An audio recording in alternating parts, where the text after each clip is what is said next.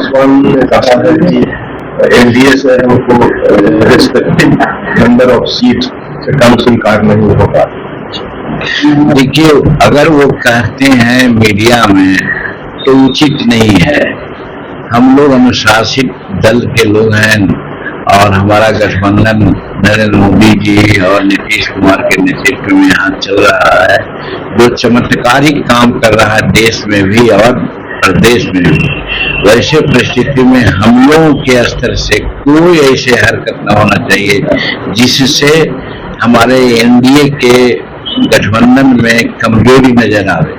और ये बात अगर चिराग बोलते हैं, हमने तो नहीं सुना है, लेकिन आप बोलते हैं, तो मैं समझता हूँ कि जहाँ तक प्रतिष्ठा का सवाल है तो प्रतिष्ठा तो सब कोई कहेगा कि भाई हम प्रतिष्ठा के अनुसार हम लोग को सीट मिलना चाहिए, लेकिन समझौता में होता है नीचे वाले ऊपर जाते हैं, ऊपर वाले नीचे जाते हैं, तब बीच में समझौता होती है। हार्ड लाइन ले करके समझौता नहीं किया जा सकता है।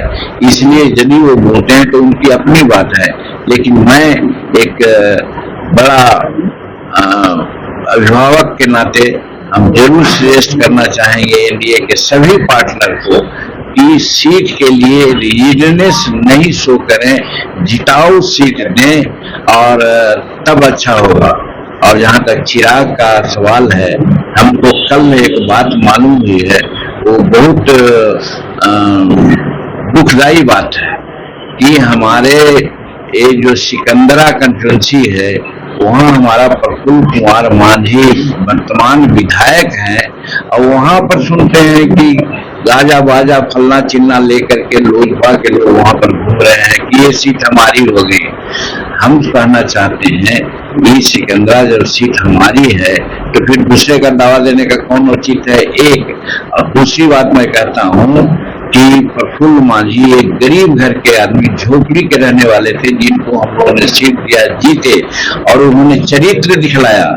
जब नीतीश कुमार के सामने आ गई बात कि इनका सरकार डमाडोल है, तो जीतन मांझी को मुख्यमंत्री बनाने की बात की गई थी और उसी समय हुआ था कि इनके पार्टी को तोड़े तो हमारा एक विधायक लगभग टूट गया था और प्रफुल्ल मांझी को 8 करोड़ रुपया का ऑफर दिया गया। प्रफुल्ल मांझी ने कहा कि हमको 80 करोड़ भी देंगे तो भी हम जीतन मांझी के साथ नहीं छोड़ेंगे। ऐसा चरित्रवान कार्यकर्ता को कौन मिस करेगा? अगर इसमें तनी भी अगर कोई पार्टी के लोग करते हैं तो मैं समझता हूँ गठबंधन धर्म का एक पालन नहीं है, गठबंधन में खलल करना चाहते हैं, इसलिए इस प्रकार की बात और सिकंदरा के संदर्भ में कर रहे हैं।